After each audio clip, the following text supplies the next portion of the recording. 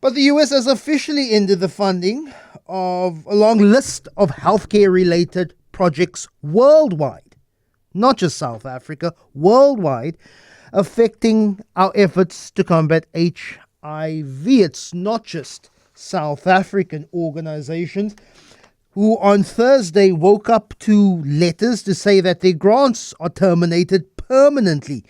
Your award is not aligned with our agency's priorities, said that letter from the US State Department. Also, thank you for partnering with USAID, and God bless America. It's not just South African organizations that have felt the brunt worldwide.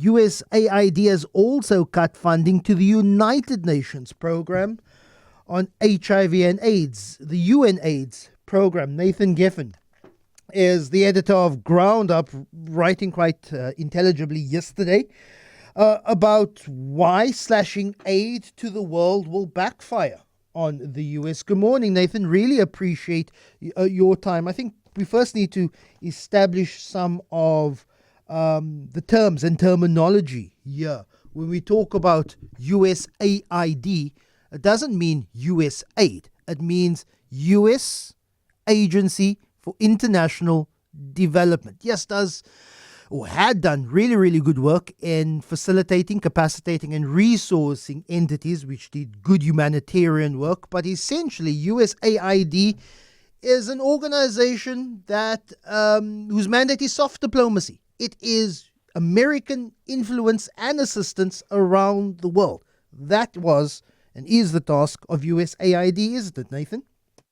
Yeah, and I mean, the point in the article that I've made is that the funding that is being cut, excuse me, Lester, the funding that is being cut has been useful not just to the countries that receive that funding, not just to South Africa, for example, but to the United States and the rest of the world. So I gave several examples. And just to explain, so the most of the money that we're talking about here comes through a program called PEPFAR, which was initiated in 2003 by George Bush. And that basically is money that the US gives towards HIV funding, but a lot of it actually goes to TB funding, and it has indirect uses for various different health fields. And what's basically happened is that over the last 20 years or so, that money, plus other kinds of funding that the US gives from the National Institutes of Health for research, etc., has helped develop this incredible research capacity, primarily in South Africa, but also in other African countries. And consequently, we have world-class researchers and world-class research institutions in South Africa for health. And that has had direct benefits for the United States and the world. And I gave 4 examples of things that I'm well aware of, but there's probably much, much more than that. So can I give a couple of those examples, Lester? Yeah, so for example, in one of the outstanding questions up till about 2015 in HIV was when to start treatment. And this had, answering that question had implications both for people in America, in South Africa, everywhere around the world with HIV. And consequently, a massive trial was done around the world. There were many countries around the world that participated in it.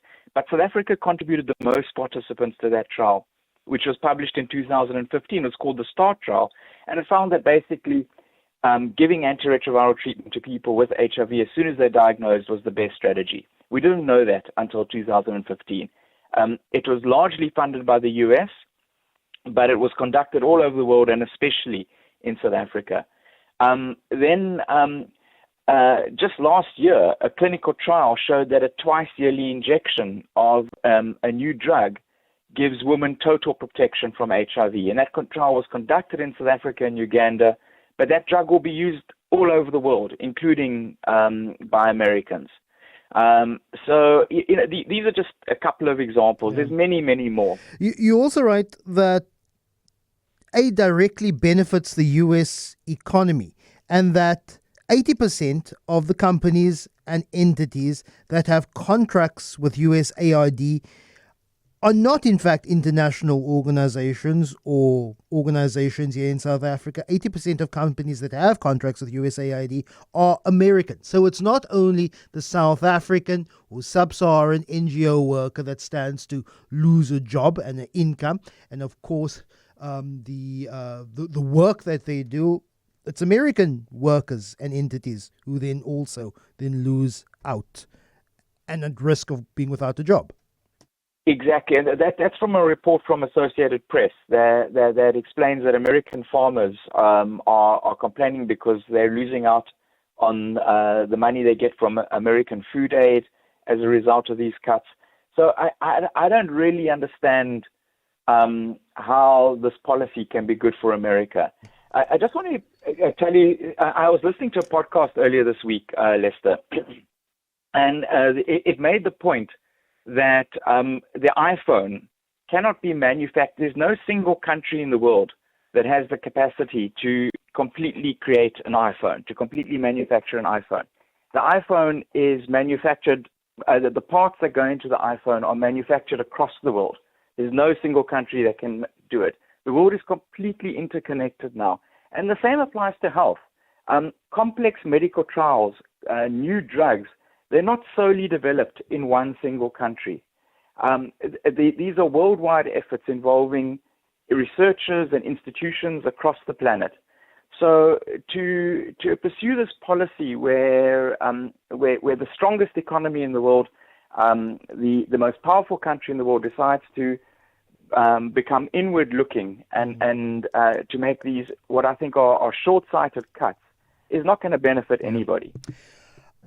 Which I'm struggling to explain to the Americanophiles, that the United States becoming more inward-looking distances themselves from the United States. What's the US's biggest import? It's culture, it's music, pop culture, and its influence. It uses the soft power of money to keep that country on the top of people's heads. And yes, previously they have allowed countries to equally criticize the United States while also at the same time accepting American money. But that is how the world works. Either there is imperialism and there is invasion, or there's soft diplomacy or soft power saying, we're giving you assistance, we keep you on top of your mind, and therefore you have access also to all our pop culture, our music, even our media, and then we become and we stay top of mind of you.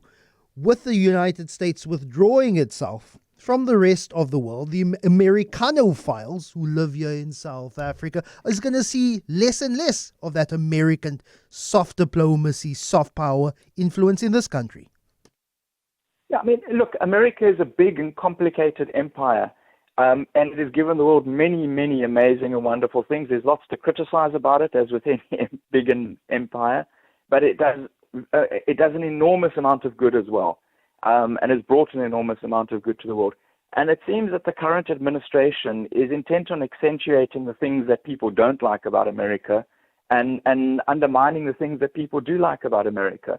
It just doesn't make sense to me. Who is waiting in the wings? Speaking on the sidelines of the G20 finance ministers summit here in Cape Town, the French deputy foreign minister says that France and the EU is ready to step into partnerships with South African entities in the gap left by Trump's USAID cut.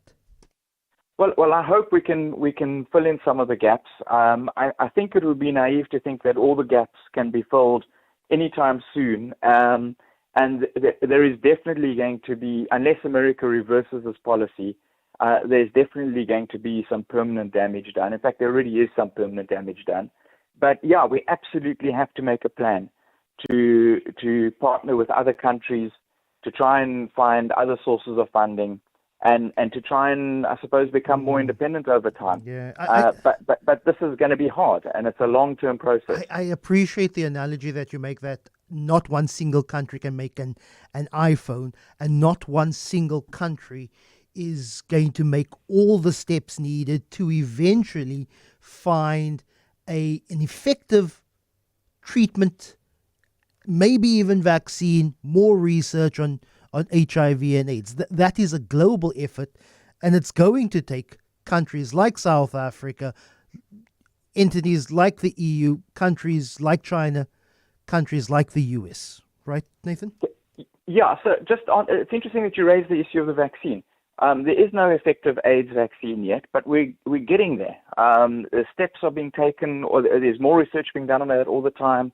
There is currently a trial underway, which it won't find the complete answer to the vaccine question, but it'll take us closer to it. And that trial has now been stopped. It's currently on pause because of the cut in US funding. Nathan Geffen, editor at GroundUp, really appreciate your time.